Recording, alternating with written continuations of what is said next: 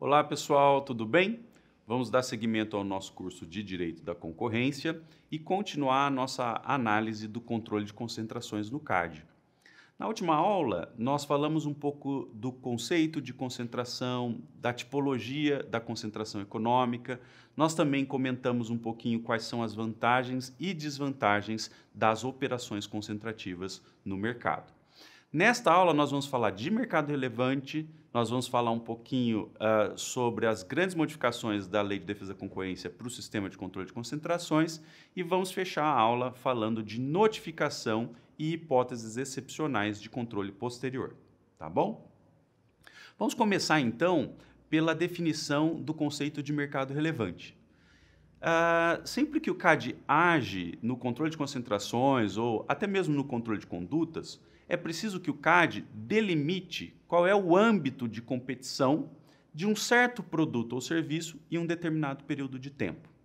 Então vejam, se determinadas empresas decidem se fundir ou se concentrar por alguma outra forma jurídica, para que o CAD possa analisar os impactos concorrenciais dessa fusão ou de qualquer outro tipo de concentração, é preciso que ele verifique quais são os produtos e serviços que essas empresas produzem, não é? Qual é o mercado em que elas atuam.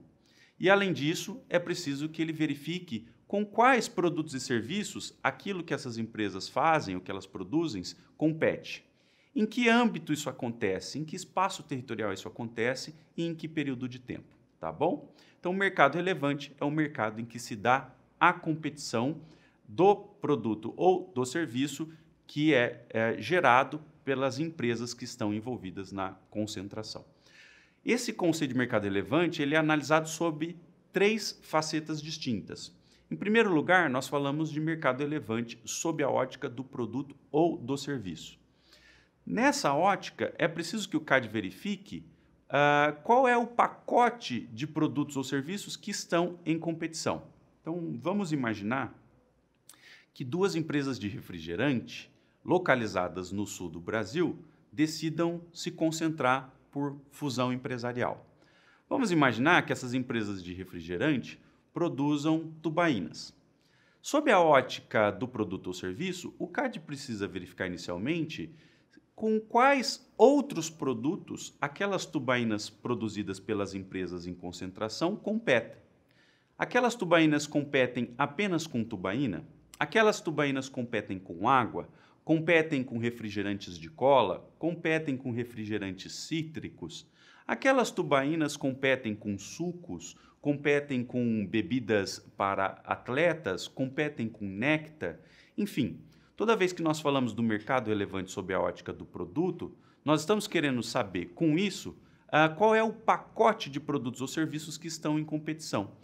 Então, vejam, de novo, para aquelas empresas que produzem tubaína, o CAD vai verificar se tubaína compete apenas com tubaína ou se tubaína compete com outros tipos de bebida que não apenas aquela mesma espécie produzidas pelas empresas em fusão.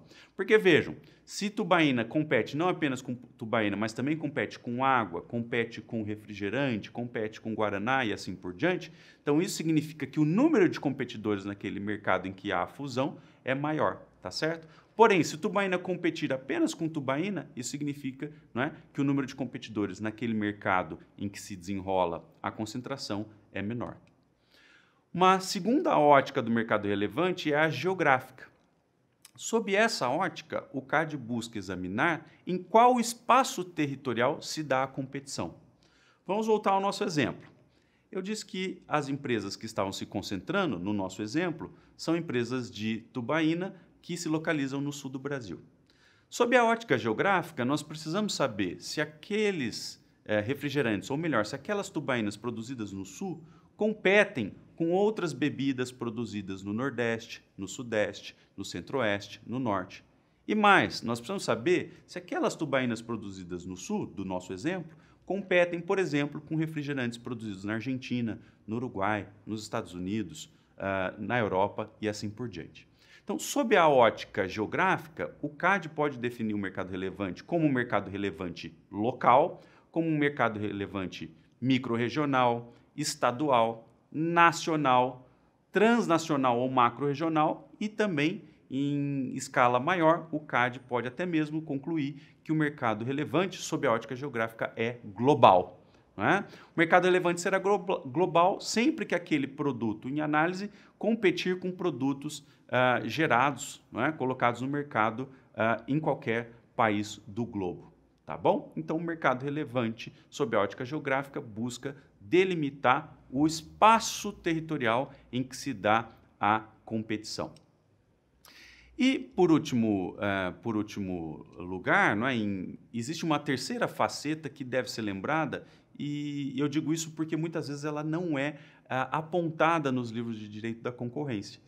Eu estou me referindo aqui ao mercado relevante pela ótica temporal. Por que eu digo isso? Vejam, há determinados produtos que surgem apenas em certos períodos. Por exemplo, há tipos de sorvete que são comercializados, que são colocados no mercado apenas durante o verão. Há tipos de chocolate que são colocados no mercado apenas durante a Páscoa ou durante o Natal. Então vejam que o tempo, não é? A época do ano, uma data comemorativa, por exemplo, que exista durante o ano, são fatores que acabam influenciando o número de competidores no mercado e também os tipos de produto que estão em competição no mercado. Por isso que também é preciso analisar o mercado relevante sob uma ótica temporal, tá certo? Então, o mercado relevante sempre vai seguir uma ótica, né, do produto ou serviço, uma ótica geográfica e uma ótica temporal, tá bom? Vamos agora falar um pouquinho sobre como a Lei de Defesa da Concorrência, né, alterou o sistema de controle de concentrações. Como é que essa lei de 2011, que modificou, né, que revogou a lei de 1994, alterou esse controle de concentrações? Bom, eu já mencionei em algumas aulas que o principal foco da lei de 2011 foi o controle de concentrações. Então, a ideia era basicamente tornar o CAD mais eficiente, o CAD mais flexível, o CAD mais rápido na análise de concentrações. Então, como é que se fez isso? Como é que o legislador modificou o controle de concentrações para melhorar o funcionamento do CAD? Então, vejam, em primeiro lugar, o legislador resgatou o sistema de controle prévio.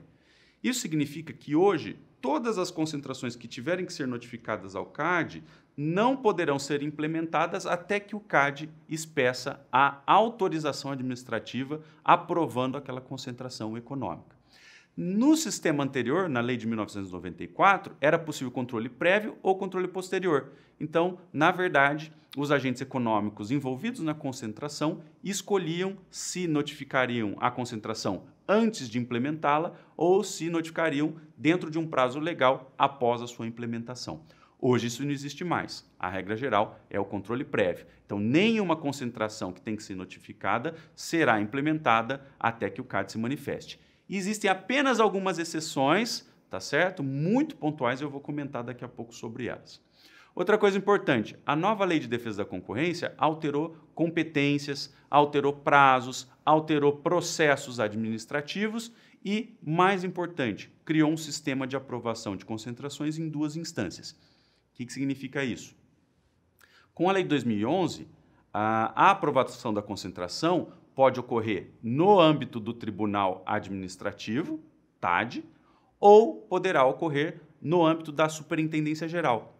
Vejam que interessante. A Superintendência Geral é basicamente o órgão que abre processos e instrui processos. Porém, no controle de concentrações, diferentemente do que acontece no controle de condutas, a Superintendência Geral também tem poder decisório. Ela pode decidir aprovar concentrações que sejam mais simples. Tá certo? Então, concentrações simples, que não apresentam risco aí de danos à concorrência, podem ser aprovadas diretamente pela Superintendência Geral. Então, nós temos aí um sistema de 2 instâncias, tá bom?